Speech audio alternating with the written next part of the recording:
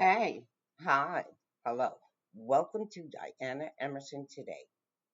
We are now listening to Crime Beat, and this is the final chapter of the Christine Jessup and Guy Paul Morin tragedy. An explosive revelation in an unsolved cold case we first featured in season one. On Friday, October 9th, 2020, we positively confirmed the identification of the person responsible for the DNA sample found on Christine's underwear. Answers for a family that had almost given up hope after 36 years of waiting to find out. I think you just call it hope. You dreamed it might happen. No, anything in this case, it couldn't be a simple answer. It had to be someone we knew well.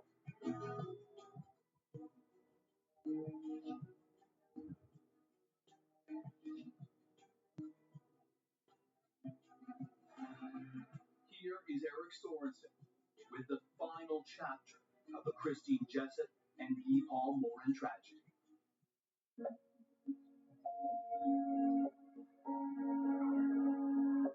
They were next door neighbors. She was almost 10, he was 24.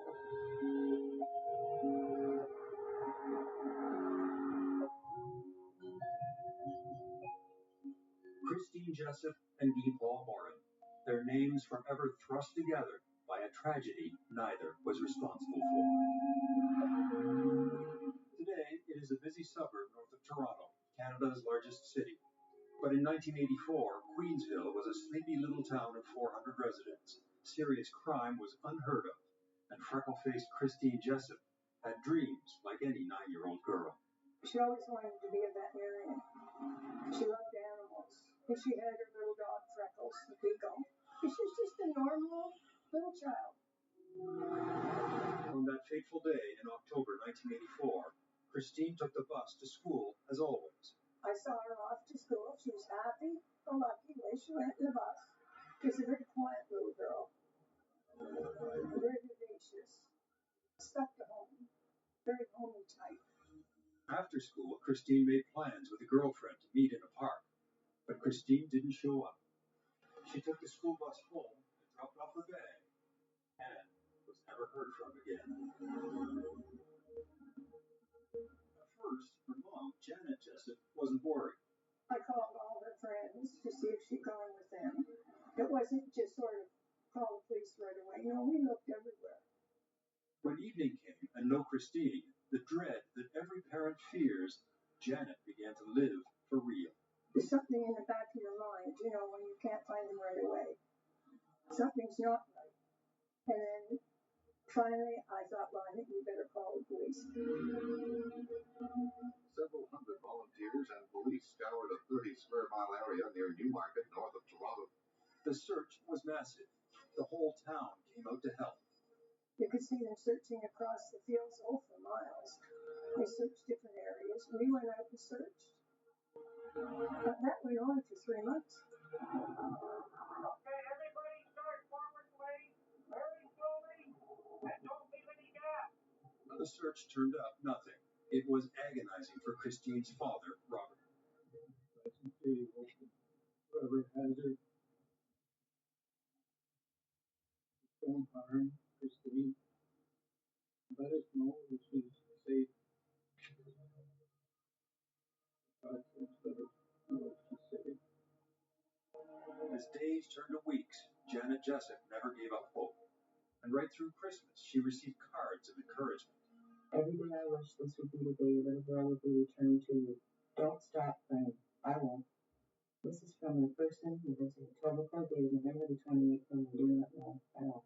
Try to treat the day as just another day in our lives, and I think if we had put a Christmas tree up and had presents and so on, it would have, in my way of thinking, probably would have had no meaning at all. If the person involved has any feelings at all, that this would be a natural day for them to get in touch with us somehow and let us know one way or the other. But on New Year's Eve came the awful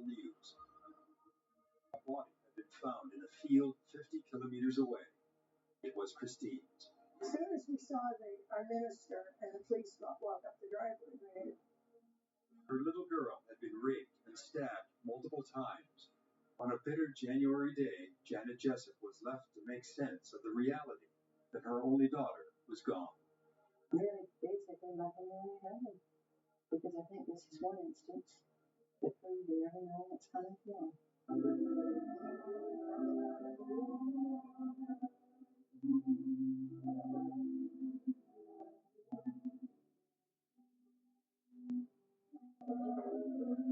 The funeral for Christine Jessup was unimaginably sad for Janet and Robert Jessup and Christine's brother Ken.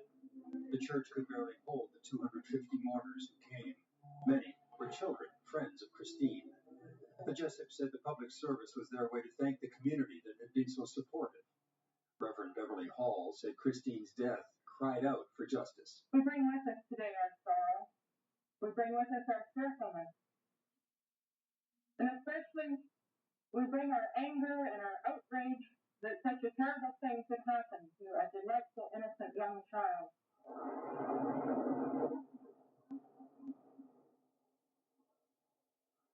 Christine's body was laid to rest in the cemetery that was adjacent to the Jessup home. The search for the victim was over. Now, to find the killer. And from that moment on, the investigation would spiral into not one, but two tragedies.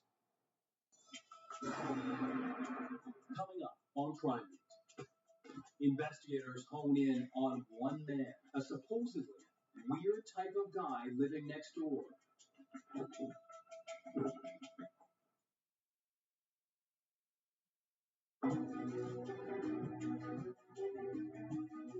Tonight on Crime Beat, it's 1984, and the family of 9-year-old Christine Jessup is devastated.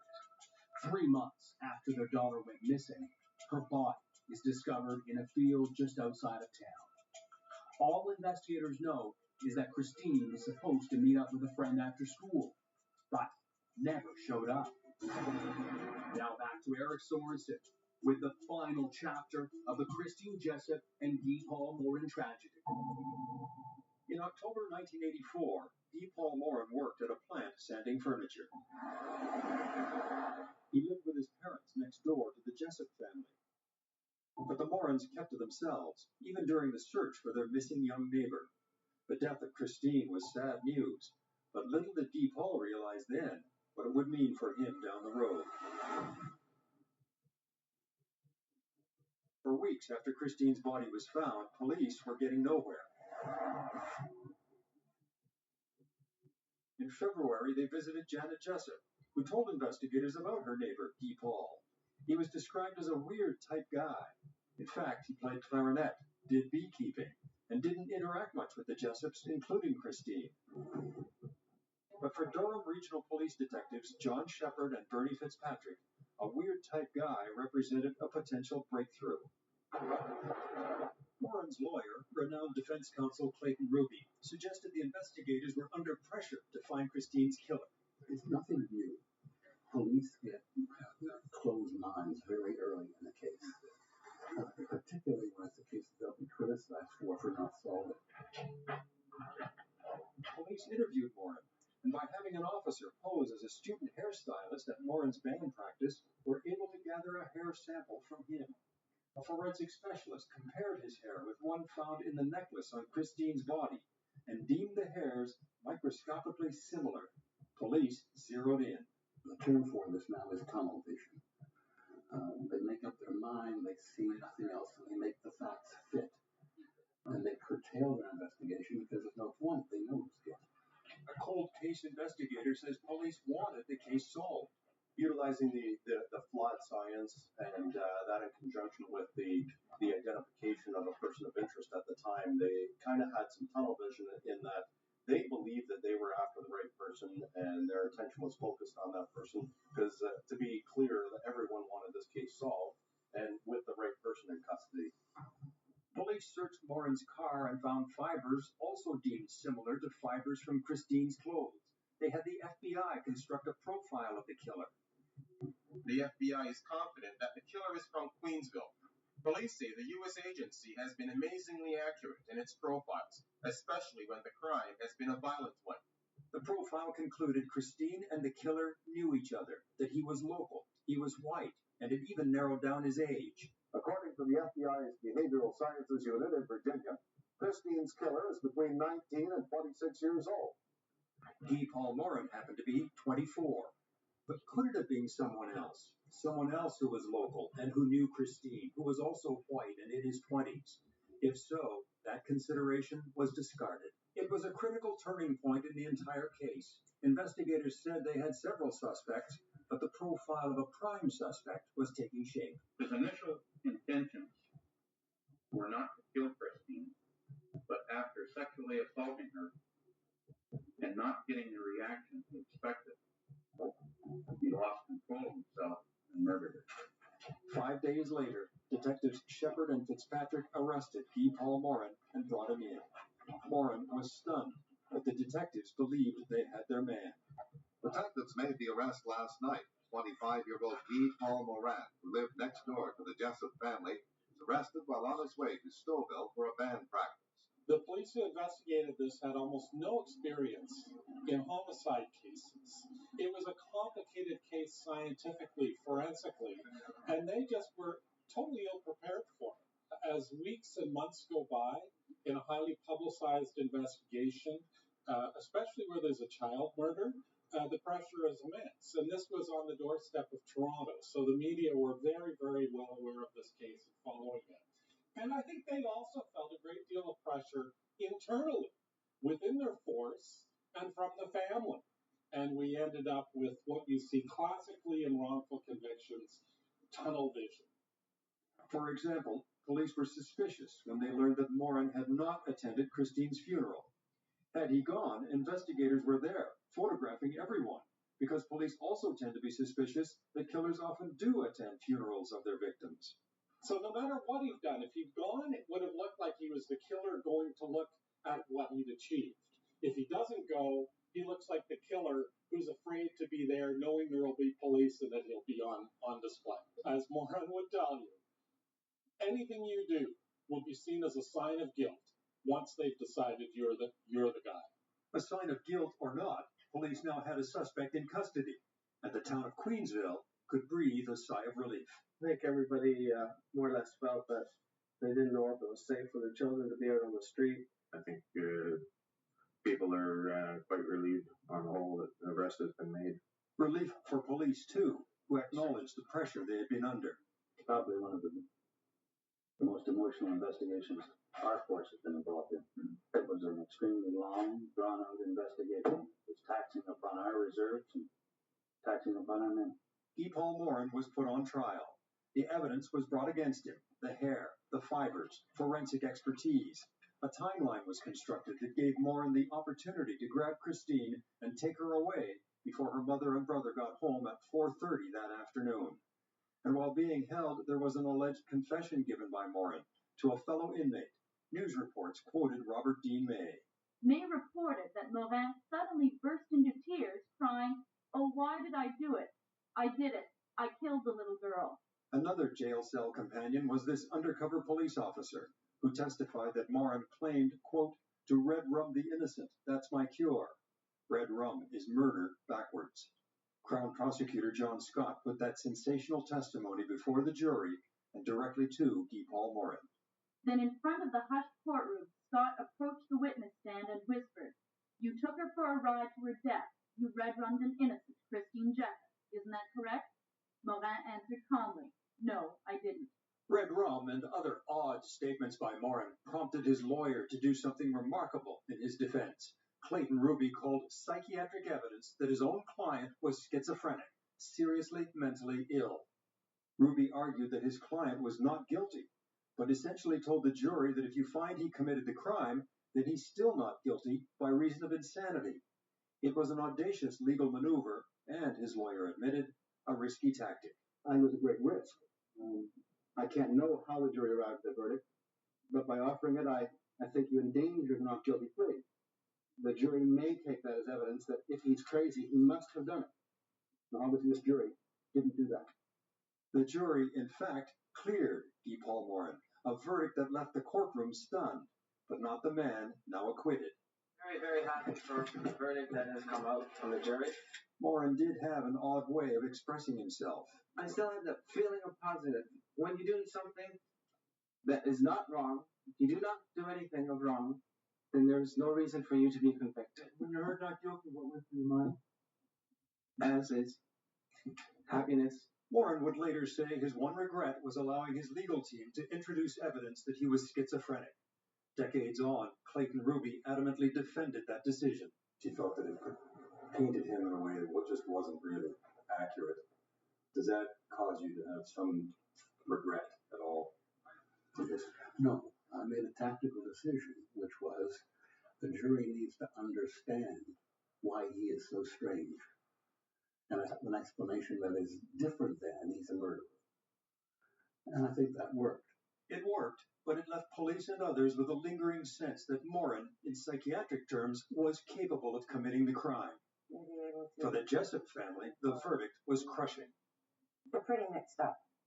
You look outside and you get damn mad at what you get because you feel the system has let you down, and you feel frustration, anger. For weeks, the public had been primed with stories of forensic evidence and late-night confessions, so the acquittal shocked almost everyone. People are right back to where they were before they found this guy. Since he's innocent, that means there still must be someone out there. But police held to the belief that that someone out there was Guy Paul Morin. Indeed, for prosecutors, the psychiatric evidence of serious mental illness presented by his own defense only fortified the belief he was guilty. Their focus was on who they believed was the offender at the time. I did this work for a long time, and you don't go into this guessing or making a haphazard decision on it. You go into it, and if you're making an arrest, you are, in your mind, certain that you have the right person. The prosecutors and the Jessups remained convinced Morin committed the crime. We're denied the chance of a new trial. In our estimation, it basically means that our daughter died for nothing, and the case will go unsolved.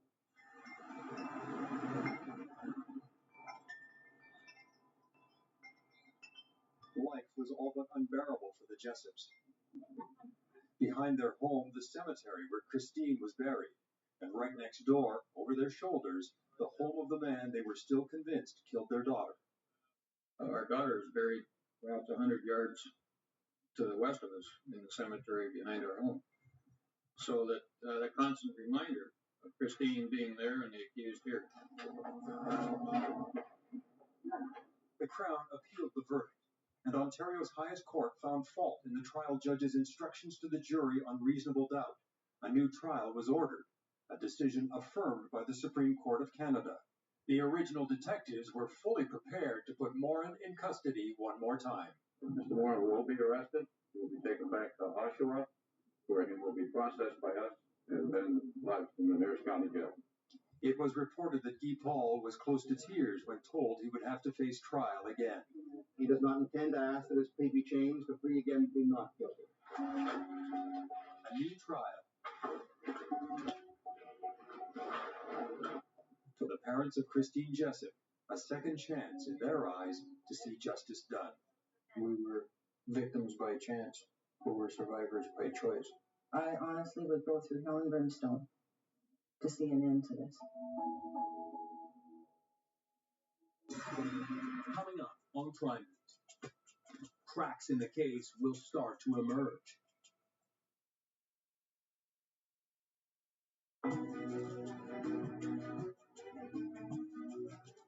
Guy Paul Morin has already gone to trial once for the murder of 9-year-old Christine Jessup and was acquitted.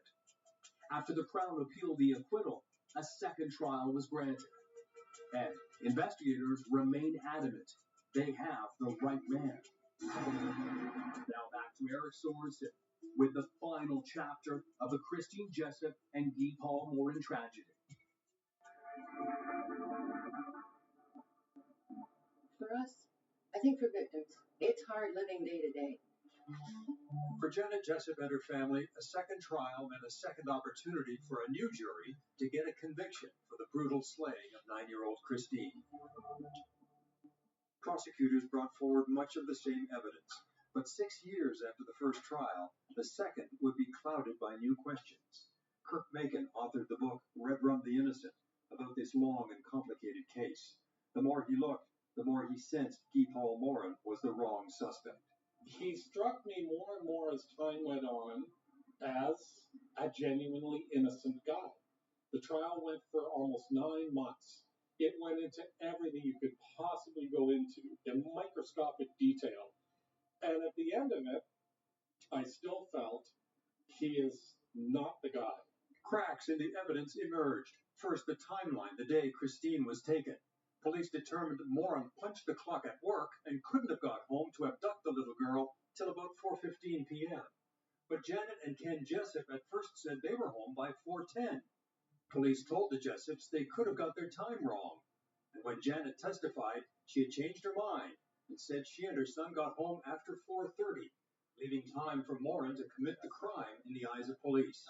Years later, Ken Jessup said he was just a kid being told by police he'd set his watch improperly. It automatically starts throwing doubt into your own statements that you've already given because you're 14 years old and you're being told by police that you're mistaken.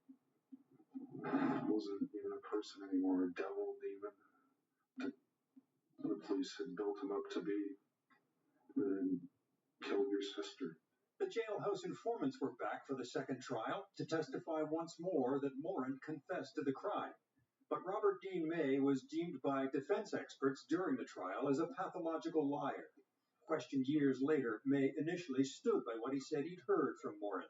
He was tearful and told me, voiced to me, that he had killed Christine Jessup.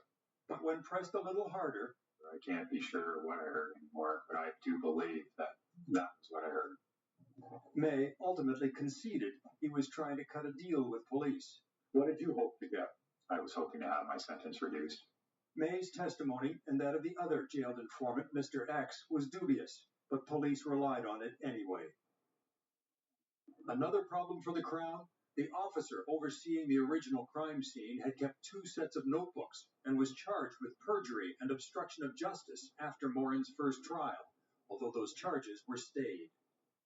And a forensic specialist for the defense said the hair found on Christine was not at all a conclusive match with Morin's hair. This famous hair, which supposedly had linked him to Christine, that there were 2 or 3 people out of 30 in her class which had a similar biologically constructed hair. And there were those kind of frailties in basically everything. There were a lot of people who were well-meaning at various points along the way, but it was highly dysfunctional. It was botched. It was the product of a massive amount of publicity and pressure on police, which compelled them to do things they had no idea how to do.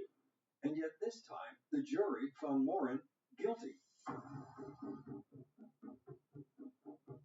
Taken aback, Guy Paul blurted out in court, "I am not guilty of this crime." His then fiancée, who walked to and from court with Guy Paul day after day, now found herself alone after the verdict. This has been a travesty of justice. He should be free. He's an innocent man. His lawyer, Jack Pinkowski, was truly shaken.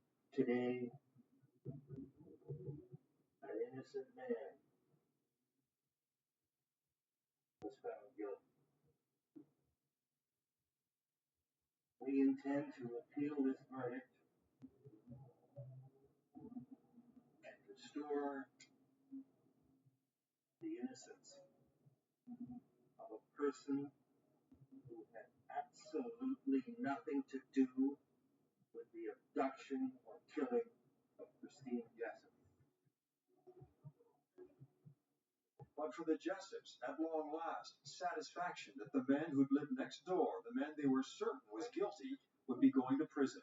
Finally, somebody has paid for Christine. The guilty one has paid for Christine's murder. The only consolation of the whole affair is that it's finally put to rest. And maybe Christine can rest in peace. Maybe, but there were growing doubts about this verdict, and with that, a niggling question. If not Guy Paul Morin, then who? Still, that was not a question this day on the minds of prosecutors. Might just go and have a beer. If there was a sense of smug satisfaction for police and prosecutors, it wouldn't last. After the break, the explosive revelation that changes everything.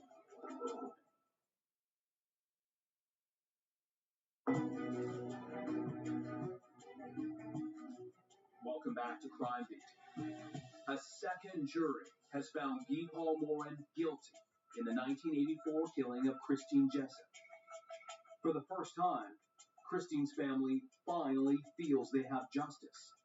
But real justice is still to come. Now back to Eric Sorensen with the final chapter of the Christine Jessup and Guy Paul Morin tragedy. 2 trials, 2 outcomes. I was in the courtroom for Morin's first trial, not guilty. Kirk Macon was there for the second, guilty. The public was shocked both times. A decade-long legal saga in which the court of law and the court of public opinion never seemed to be on the same page.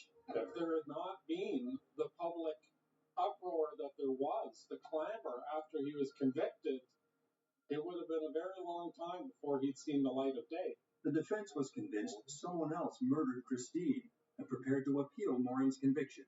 I'm confident that by the end of all of this, we'll know what went wrong, and we'll know how to stop it going wrong like this again. But before another legal battle could start, an extraordinary investigative tool that wasn't even available when Guy Paul Morin was first arrested settled matters once and for all. DNA. A semen stain in Christine's clothes was found to have the genetic fingerprint of the killer, and it was not Guy Paul Morin. It's wonderful. It's about time. Suddenly, Morin was a free man. I know. I didn't do it. I did not kill Christine Jessup. It's as simple as that. And finally, as I said, DNA has exonerated me 100%. And now it was Morin's family that felt the weight of injustice lifted. Did you always know this day would come? Oh, yes. I was certain of that.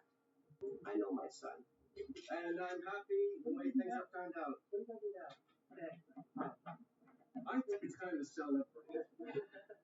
For the Jessups, it was devastating news.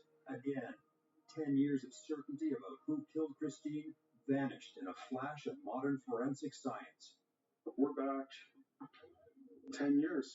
It's December 31st, 1984. You know, Christine is still dead, and there's still no person no longer accused. From the prosecutor who had planned to have a beer after Morin's conviction came a contrite admission. The justice system in this country is run by human beings. Therefore, it is not infallible. It does, on the rarest of occasions, make mistakes. This was one of them. But was it enough to just call it a mistake? Alphonse Morin believed the truth was disregarded. After 10 years, it's hard to put that in. Well, after 10 years, it is hard to put it into words for the simple reason that they never did believe us. You know, and how often do you have to say the truth? I mean, the truth was never enough for them. A major public inquiry was called to determine why the wrong suspect was convicted. Can I be seated? Mr. Justice Fred Kaufman would hear testimony from 120 witnesses. How and why did the administration of justice fail in this instance, and how can such a failure be prevented in future? The original investigators were taken to task for seizing on Guy Paul Morin so quickly, never wavering in the face of flawed evidence. Some officials eventually expressed regret. I am not proud of having been involved in the prosecution of someone who is innocent. A major conclusion that police and prosecutors engaged in tunnel vision, too focused on Morin, not enough on other suspects. Thank you very much. The police force that had pursued him relentlessly apologized unreservedly. Today we extend to Mr. Moran and his family a full, unequivocal, and unconditional apology for our mistakes which led to his wrongful conviction. But where did this leave the Jessups? The inquiry did nothing to answer the only question that really mattered to them: who killed Christine? The trail of the killer only getting colder year by year. We still have this hanging over our heads 14 years later, and it doesn't get any easier. Decades passed. Janet, who was in her 30s when Christine was taken, would be in her 70s, still waiting for justice. You can't fathom it. You can't unless you've gone through it. There's just no way you can understand your feelings. Where's he? That's the question I have. I want to find him, her, it, whomever. And that's my goal. A goal that was destined, it seemed, never to be reached. And then? Breaking news this Thursday night, a major break in a decades-old cold case. The man who murdered a Toronto girl in 1984. After 36 years and 5 days, the news came like a lightning bolt. On Friday, October 9th, 2020, we positively confirmed the identification of the person responsible for the DNA sample found on Christine's underwear. Calvin Hoover of Toronto, Ontario, was 28 years old in 1984. He was known to the Jessup family at the time of Christine's disappearance. He died in 2015. However, if he were alive today, the Toronto Police Service would arrest Calvin Hoover for the murder of Christine Jessup. Calvin Hoover, a friend of the Jessup family. His wife worked with Christine's father, Robert, who was incarcerated at the time. When Christine got home from school on that fateful day, Hoover likely knew the rest of the family was out of the house, according to Ken Jessup. Hoover's name came as a shock, but in an instant, it all made sense to Ken when reached by phone just after the police announcement. I, from day one, truly believed it was someone that knew our family, knew my dad was in jail, and knew that we were going to visit him that day. And it all fits together now. Hoover was not viewed as a suspect by police or by the Jessups. He eventually moved away from Queensville. Calvin Hoover died in 2015 by suicide. There's nothing I can say today that can reverse the tragic events of 36 years ago. There are no winners in this announcement, and this is not a reason to celebrate. It does, however, allow us to take a major step forward in our efforts to bring justice to Christine's family. How was the case cracked? DNA, once again, this time genetic genealogy, an investigative technique similar to ancestry websites. Simply put, it is not a DNA match. What it is it provides a potential, and I must stress a potential, family lineage from a DNA sample. Then it is up to a police investigator to build from that potential family lineage by conducting interviews, by going through historical records, by combing through numerous documents. And in doing so, in essence, builds out a family tree. I can tell you that, and from that family tree, then persons of interest may be identified. The name Calvin Hoover is one of the names that came up in two specific families that we saw built out. The name Calvin Hoover, upon review of the investigative file, is a name that we know had a connection to the Jessup family. It was the Toronto Police Cold Case Unit that had kept the Jessup file alive. Until last year, Stacey Gallant headed the unit, believing DNA could still make the difference. He spoke of it months before the breakthrough.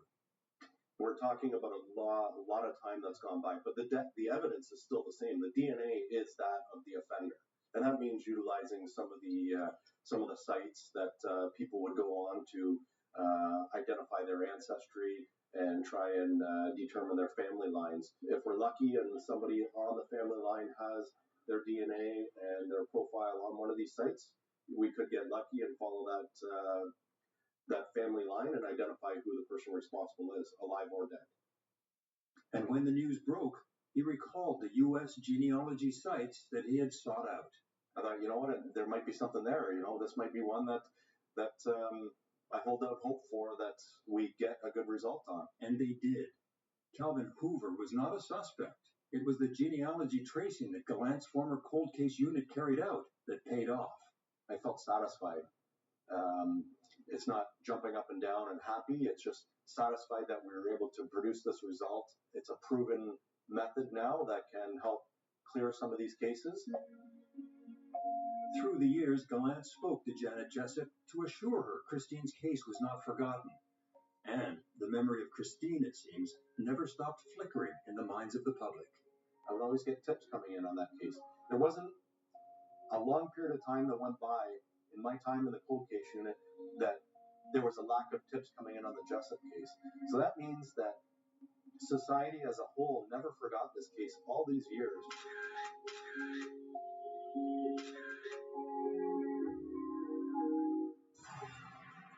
Coming up, Christine's family grapples with the truth.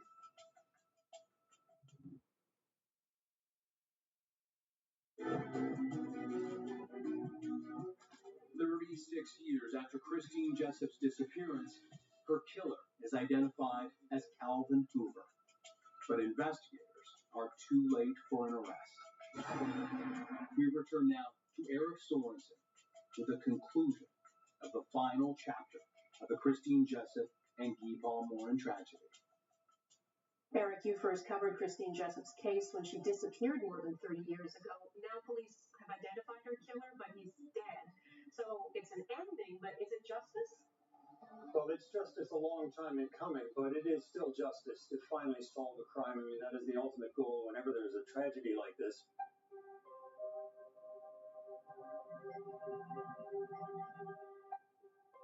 Can there ever really be justice for a mother whose daughter is murdered? Is it justice for a brother who waits almost his entire life for an answer? After 36 years, there's some solace perhaps, but a feeling of justice? Not really. I think you just call it hope. You dreamed it might happen. Yeah. Relief that we finally have the answer we waited for. Angry about who it is. Frustrated. Upset. After so many years, Janet Jessup and her son Ken had about given up on finding Christine's killer. And to learn it was Calvin Hoover was one more painful revelation. They'd never imagined it could be a friend of the family. Nope, this came out of the blue. I remembered his face when they showed the mugshot. Kenneth and I really didn't know him that well. We knew his wife. We knew Heather better.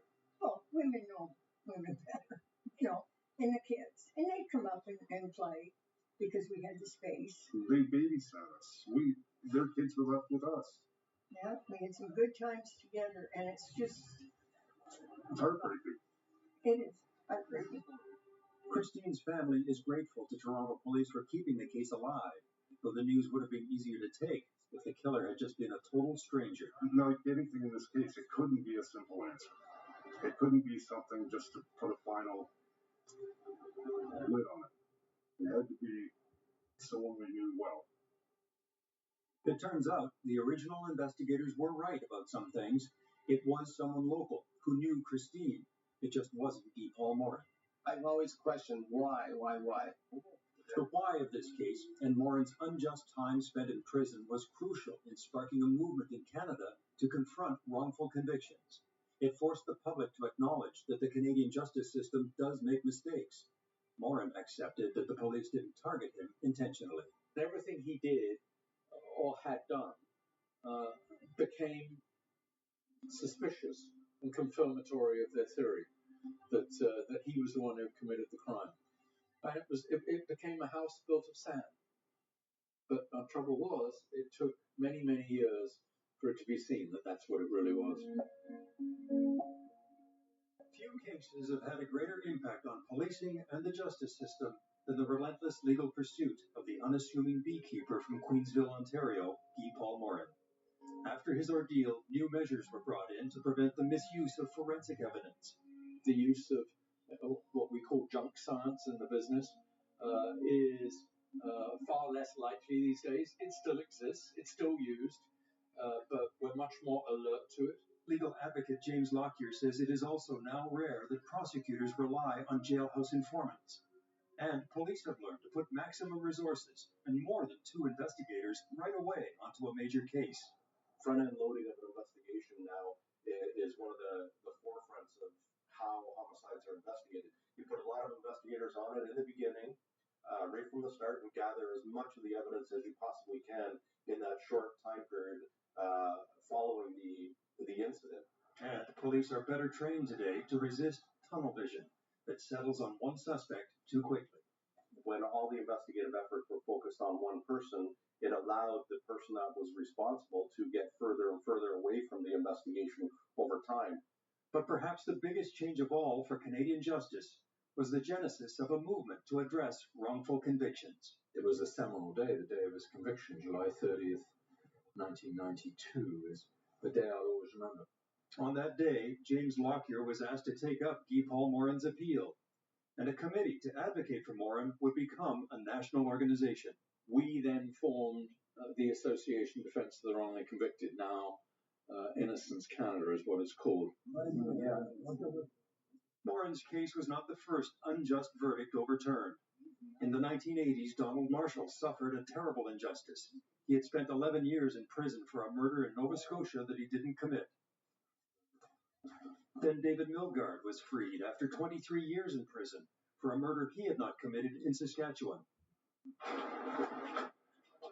And then came Guy Paul Morin.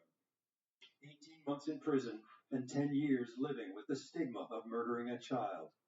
In each case, there was evidence police and prosecutors blundered and focused too narrowly on one suspect, the wrong suspect. And coincidentally, all their names began with an M, and they became known as the 3 M's of the Canadian justice system and its failings. The public had come to recognize that the justice system can make big mistakes, and a quarter century after Morin's acquittal, legislators have recognized it too. The present Liberal government has announced that it's going to set up an independent review tribunal to review claims of wrongful conviction, something that we've been advocating for since 1993. Former journalist and author Kirk Meighan is now the co-president of Innocence Canada. These cases, there are many of them still out there. It's going to be a long time before we can right the wrong, and there'll be many more. The ingredients are always there for wrongful convictions. At the end of the day, God bless the science that showed that there's one person in the world that hadn't committed the crime. It was Guy Paul. That maybe the intention wasn't there, but the blunders sure were. This was one of Guy Paul Morin's last public appearances. He would go on to get married and had 2 sons. When police identified Christine's killer a quarter century after his name was cleared, Morin issued a statement. I am relieved for Christine's mother, Janet, and her family, and hope this will give them some peace of mind. When DNA exonerated me in January 1995, I was sure that one day DNA would reveal the real killer, and now it has. Ken Jessup, himself the subject of rumors in the case, says he's relieved for Morin. I'm glad Guy Paul's finally free of whispers and suspicion. But it's difficult to let go of his frustration with the original investigators who mishandled evidence and didn't own up to it for years. They knew that before the first trial. There was a memo found at the inquiry. They knew that. If they just had admitted that back then, we wouldn't have gone through this. Maybe they would have caught Hoover alive. It's what makes this story so sad. A mother, a father, and a brother not only lost Christine, they were led down a tortuous path of false leads and dashed hopes. What got Janet and her son through all these years? Each other. She's been my pillar of strength through all this. And you've been mine. Yep. Yeah. There is some comfort in simply knowing. It's done. It's finally over. They can set aside now how Christine died and embrace the memories of how she lived. Always happy. She had never a worry in the world, but they don't. She wouldn't harm a fly. I mean, she had a chance to live, and she should have had that chance. All little girls and boys should. But you still say, why? That's my big question. But you'll never know. Why anybody?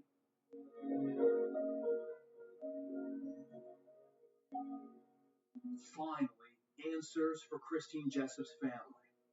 And new hope for the families in other unsolved cases, hoping that their day will come too. I'm Anthony Romart. Thank you for joining us tonight on Crime Beat. Want more episodes of Crime Beat? Listen to my Crime Beat podcast now for free on Apple Podcasts, Spotify, or wherever you find your favorite podcasts.